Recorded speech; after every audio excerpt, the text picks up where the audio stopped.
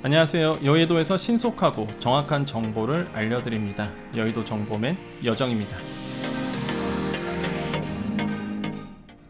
자, 소상공인 지원 2차 추경안이 이제 공식화됐습니다. 그래서 윤 당선인이 2차 추경을 공식적으로 거론을 했고요.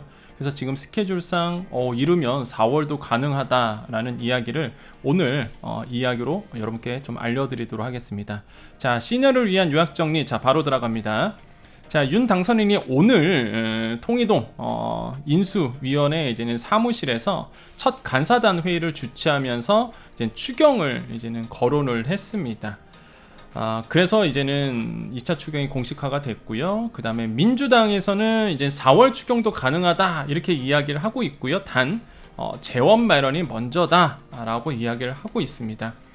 자, 인수위에서는 윤 당선인의 의지가 담긴 50조 원의 소상공인 지원을 어떻게 할지 이걸 논의하겠다라고 얘기한 상태고요. 이게 왜 중요하냐면 이제 기재부에서 어떻게 50조 원의 규모를 재원을 마련할지 지금 골머리를 앓고 있는 상태거든요. 그래서 인수위가 강하게 지금 드라이브를 걸고 있기 때문에 이 내용도 중요하다. 그래서 지금 분위기는 이렇게 흘러가고 있습니다. 자, 이게 오늘까지 3월 22일 오늘 나왔던 추경안의 내용이겠고요. 자, 시간 되신 분들은 앞으로 더 들어주시면 되겠고, 없으신 분들은 여기까지 보시면 되겠습니다. 항상 이제 핵심만 먼저 말씀드립니다. 자, 시간 되신 분들 남아 계시죠? 자, 그래서 좀 디테일하게 좀 알아보겠습니다. 추경에 대한 정치권의 그 진행상 굉장히 중요하죠. 어떻게 되는지. 그래서 윤 당선인이 오늘 나왔던 의견이었습니다. 그래서 회의를 주최하면서 2차 추경에 대한 편성 방침을 이제는 사실 이제 밝혔고요. 오늘 목소리 한번 들어볼까요? 자, 코로나19로 인한 자영업자 소상공인 빈곤 퇴출 방안 이런 얘기를 했습니다. 그래서 아마 오늘 기사에 많이 뜰 것 같은데 빈곤 탈출 방안이라는 표현을 썼어요. 그래서 신속하게 수립해야 될 것 같다라고 이야기를 했습니다. 저는 이 말에 적극 공감합니다. 저는 정치색이 없죠. 팩트만 말씀드립니다. 빈곤 정말로 힘들죠. 코로나19에서 가장 힘든 계층이 누누이 말씀드리지만 자영업자 소상공인.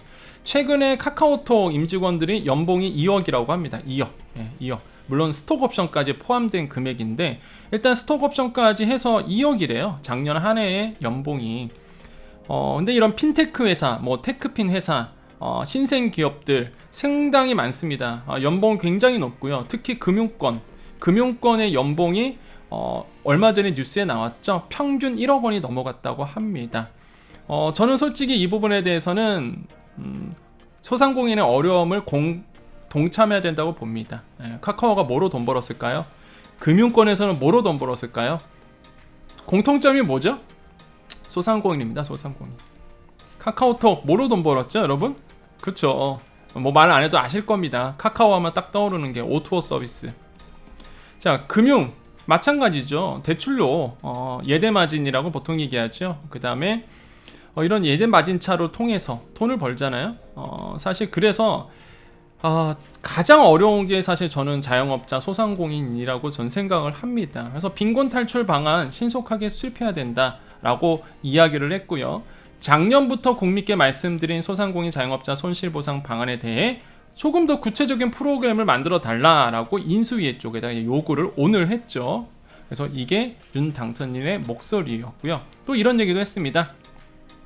자, 이게 중요하죠. 그래서 제가 진한 글씨를 쳤는데 소상공인 자영업자 손실보상 방안에 대해 구체적인 프로그램을 만들어 주면 빠르면 현 정부에 추경 요청을 할 수 있고, 자, 프로그램 누가 만들죠? 인수위에서 만들어 주면 이제 현 정부에 추경 요청하겠다 이거죠. 만약에 현 정부가 안 들어준다 그러면 정부가 출범 언제? 5월이죠.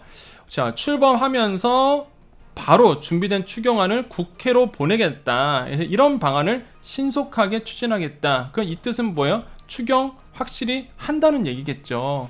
미지근하게 뜸 안 들인다는 얘기입니다. 아예 이제 오늘 추경안에 대해서 못을 박았어요. 무조건 갑니다.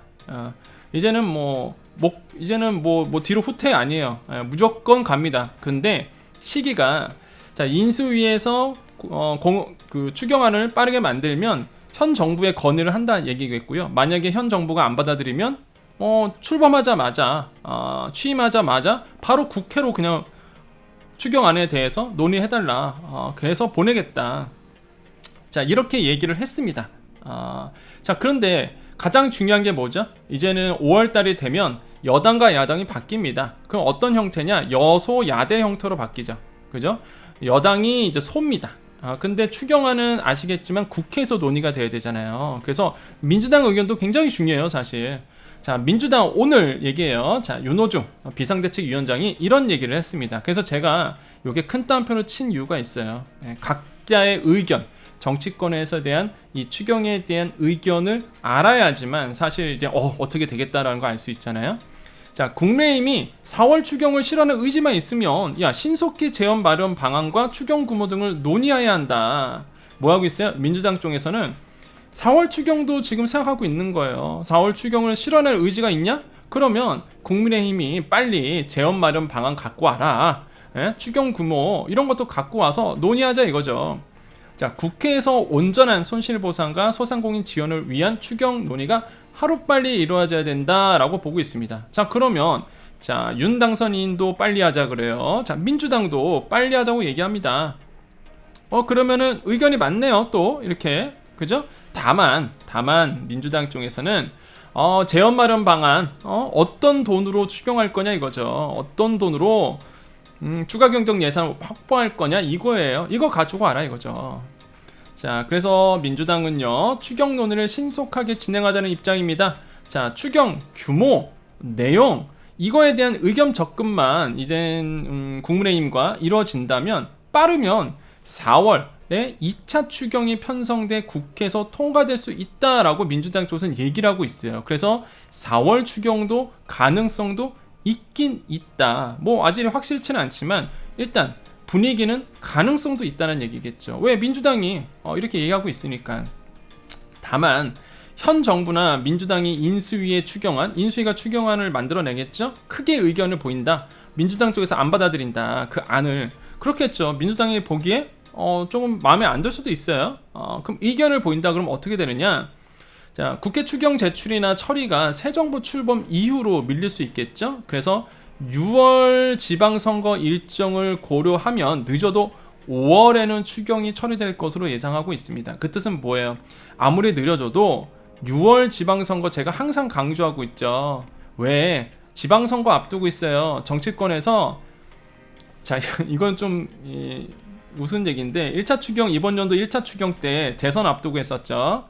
그 다음에 2차 추경은 어떻게 될까요? 6월 지방선거 전에는 처리가 돼야 되겠죠. 표가 있기 때문에.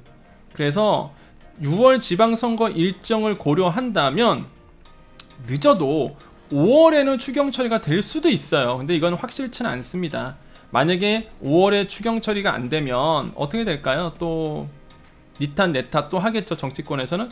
일단은 그래도 5월에는 이제 새로운 정부가 출범하고 만약에 현 정부에서 2차 추경 안 한다 그러면 새로운 정부가 바로 이제 국회에다가 추경안을 낼 거고 그럼 국회에서 논의가 이루어지겠고요. 그래서 5월 안에도 추경 처리가 될 가능성은 역시나 있다. 그래서 이렇게 우리가 정리해 볼 수 있겠습니다. 자, 그럼 여러분 스케줄을 어떻게 짜야 될까? 일단 소상공인 입장에서 본다 그러면 일단은 빠르면 4월 안에 그 다음에 5월에도 가능성이 있겠구나. 그죠? 빠르면 4월도 나올 수 있고 5월에도 얼마가 나올지는 모르겠지만 추경안이 처리가 된다 그러면 바로 지급이 되니까 뭐 방역지원금을 주던 손실보상이 되던 간에 그죠? 일단 지원금은 나오겠죠? 그래서 이렇게 스케줄을 조금 잡아두시면 될 것 같아요.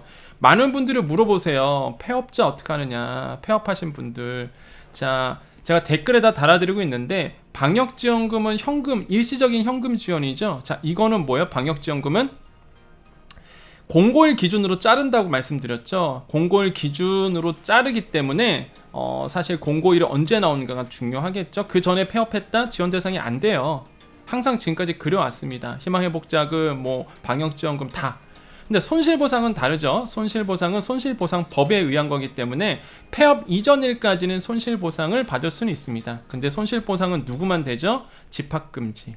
영업 제한, 그다음에 시설 인원 제한이신 분들만 이제 대상이 되기 때문에 대상자는 많이 줄어듭니다, 사실. 그죠? 그래서 여러분 입장에서는 방역 지원금을 받는 게 솔직히 더 좋을 수도 있어요. 더 대상자가 넓어지기 때문에. 하지만 이런 방법들은 이젠 인수위에서 얘기가 나오는 겁니다. 그래서 인수의 의견도 중요해요.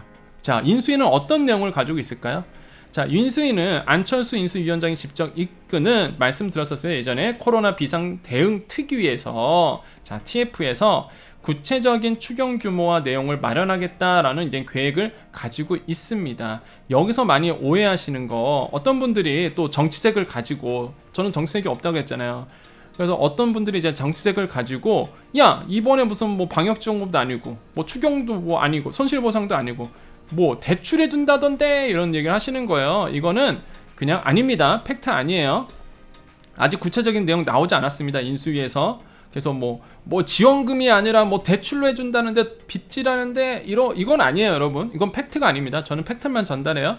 그거는 절대 팩트가 아니라는 거. 뭐 그럴 수도 있고 아닐 수도 있지만 뜯어봐야 하는 겁니다. 이거는 아직 계획을 마련하겠다는 계획으로 있지. 아마 이 대출 얘기는 아마 그 얘기 때문에 나왔을 거예요. 지금 이제 인수위에서 이번에 어제였나요? 오늘인가요? 인수위에서 금융권 쪽으로 요구한 게 하나 있습니다. 그게 뭐냐면 소상공인 대출 연장해줘. 채권 연장해. 그러니까 좀 소상공인 대출에 이제 만기가 돌아오는데 이거에 대해서 더 연장해달라. 자, 대출 연장해달라. 그 얘기를 이제는 이런 얘기 하면 안 되는데 참. 저 금융 쪽으로 압박을 좀 하고 있어요, 지금. 금융계 쪽으로. 근데 금융계가 뭐 제가 보기에는 승낙을 할 겁니다. 왜냐면 고통분담 하라는 거거든요. 지금 인수위 쪽에서 니네도 고통분담 해라고 지금 하고 있거든요. 그래서 제가 봤을 때는 새로운 정부가 압박하고 있어서 아마 금융권 내에서도 아마 화답이 한번 올 겁니다. 그래서 고통분담이 되지 않을까. 그래서 요 얘기 때문에 아마 이런 대출의 뭐 소문들 이런 게 나왔을 거라고 저는 생각을 하는데, 일단 팩트는 뭐다? 방역지원금 손실보상 뭐 지원금이 아니라 뭐 대출을 해준다던데 이런 거는 팩트가 아니라는 거. 자, 추경 핵심은요, 여야가 모두 언급하고 있는 소상공인 지원이 이제 될 것으로 보고 있어서 1차 추경이 뭐였죠? 1차 추경. 그렇죠. 원포인트 추경이라고 우리가 불렀었어요. 원포인트 추경. 원포인트가 누구예요? 그렇죠. 소상공인 대상, 소상공인 중심. 이번에 2차 추경도 마찬가지라고 합니다. 2차 추경도 소상공인 지원이 중심이 되는 추경이 된다. 이렇게 이제 공포한 상태이기 때문에 마찬가지로 2차 추경이 언제 될지 우리 소상공인 입장에서는 꼭 잘 보셔야 되겠습니다. 자, 특히 윤 당선인이 후보 시절 공약한 50조 원 손실보상 지원이 인수위에서 어떻게 담길지가 정말로 초미의 관심사고, 제가 봤을 때는 지금 아까도 말씀드렸죠, 기재부, 제가 아시는 분에 의하면 기재부 지금 머리 아파합니다. 50조 원 예산 어떻게 만들어내냐 이거예요, 지금 저거. 그래서 지금 머리 아파하고 있습니다. 공약이기 때문에. 그래서 이 부분에 대해서 이제는 무게감 있게 담길 것으로 지금 보고 있습니다. 그래서 이렇게 지금 추경안은 진행되고 있다는 거 말씀을 드려요, 여러분. 오늘 제가 이제 YTN이나 이제 연합뉴스 TV 이거 오늘 했던 이제 오늘 방송에 나갔던 얘기인데요. 사실 제가 이제는 방송에서는 이런 얘기 합니다. 뭐 거시경제 얘기하고 뭐 금리 얘기하고 하는데 넥타이 똑같죠, 지금?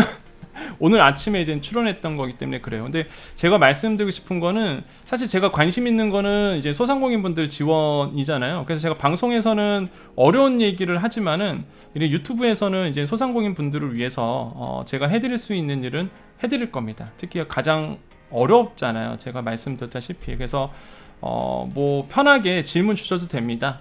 여러분 궁금했던 것들 저에게 질문해 주셔도 되고요. 그 다음에 여러분이 해결하기 어려운 것들 제보해 주셔도 돼요. 뭐 불편한 것들, 소상공인 입장에서 이런 것 좀 해결했으면 좋겠다라는 것들을 좀 제보하셔도 상관없습니다. 거기에 제 유튜브 설명 부분에 보면 이메일 주소 나와 있거든요. 거기에 제보해 주시면 제가 아는 루트를 통해서 위쪽에 제가 전달을 해드릴게요. 그래서 물론 뭐 그게 다 반영될 수는 없더라도 여러분께서 좀 소상공인이 이번 연도 2022년도에는 좀 살아나야 되거든요. 사실 내수를 보더라도 소상공인이 살아야 내수가 돌거든요. 그래서 저도 좀 국가 경제를 위해서라면 확실히 그 소상공인 분들이 좀 살아나야 된다라고 말씀을 드리겠고, 제가 방송에서 막 기준금리 얘기하면 좀 어려우시겠죠. 저는 솔직히 막 하고는 싶은데 여러분께 뭐 소상공인 입장에서, 특히 시니어분들 입장에서 좀 경제의 상식이 좀 높아지고 세상 돌아가는 거 이런 얘기 좀 그러니까 얘기하고 싶은데 또 어려울 것 같기도 하고 이제 고민 중에 있습니다. 자, 그래서 여러분 좀 도움되라고 말씀드렸고요. 자, 그래서 오늘 여기까지 하겠습니다. 여러분 힘내시고요. 항상 마지막 인사, 우리 여정 패밀리님들, 그 다음에 이 방송을 보시는 많은 분들에게 항상 긍정적인 이야기들을 제가 항상 해드리고 있습니다. 그래서 마지막 인사, 우리 여정 패밀리님들 아시죠? 우리 구독자분들, 여러분 항상 잘 됩니다. 여러분은 잘 될 수밖에 없는 존재입니다. 여러분께 좋은 일이 항상 일어납니다. 항상 잘 되실 거고요. 오늘도 또 매출 빵빵 잘 될 거예요. 여러분 힘내시고요. 항상 제가 우리 여의도 정보맨이 여러분을 항상 응원해 드리겠습니다.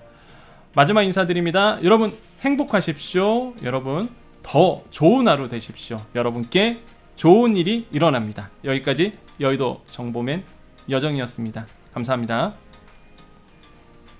맞아. 여러분 참 제가 6만 명 넘었어요. 참, 아이고, 이 말씀 드린다는 게, 6만 명 구독자가 넘었습니다. 그래서 여러분, 여정 패밀리들 감사드리고요. 제가 참, 이벤트, 제가 물통 배너 한다고 말씀드렸잖아요. 근데 제가 물통 배너 얘기를 했는데, 어떤 분들이 불법이라고, 그래서 좀 몰라갖고요. 그래서 찾아봤어요. 물통 배너 그거가 그거 불법이더라고요, 진짜. 그래서, 아이고야, 이거 하면 안 되겠네? 생각이 들었어요. 저는 배너 좀 디자인을 해서 몇 분께 추첨을 통해서 드릴 생각이었거든요. 제가 제작을 다 해서 그러면 실제적인 도움이 되니까. 근데 그거 제가 밝혔더니 댓글로 몇 분께서 좀 이렇게 그거요 사실 여정님 그게 좀 불법이에요. 이러고 찾아보니까 진짜 그렇더라고요. 그래서 그러니까 그게 불법은 아닌데 통행을 방해하거나 아니면은 매장에서 멀리 떨어져서 하면 그게 또 불법이라고 하더라고요. 그래서 불법의 요소가 있기 때문에 아이고야 이건 하면 안 되겠다는 생각이 들었습니다. 그래서 그러면 다른 이벤트를 하려고 해요. 그래서 지금 고민 중에 있습니다, 여러분. 그래서 6만 명 해주셔서 감사하고요. 고민하는 사이에 또 7만 명 되는 거 아닐까요? 그래서 제가 이번도 목표가 10만 명입니다, 여러분. 그래서 많은 분들이 여정님 뭐 10만 명 뭐 할 수 있죠, 저한테도 응원해 주시는데 여러분 저에게 힘을 주시고 항상 제가 이 구독자를 통해서 또 많은 또 아시잖아요, 방송하다 보면 제가 말씀드리잖아요, 저는 이제 공무원한테 직접 전화 거니까 그래서 걸어서 이렇게 여러분께 도와드릴 수 있도록 힘을 저에게 실어주시면 감사하겠습니다. 자, 여기까지 할게요. 여러분 수고 많으셨습니다. 또 웃는 얼굴로 우리 다음 또 방송에서 또 뵙도록 하겠습니다. 수고 많으셨습니다, 여러분. 여정 패밀리 파이팅!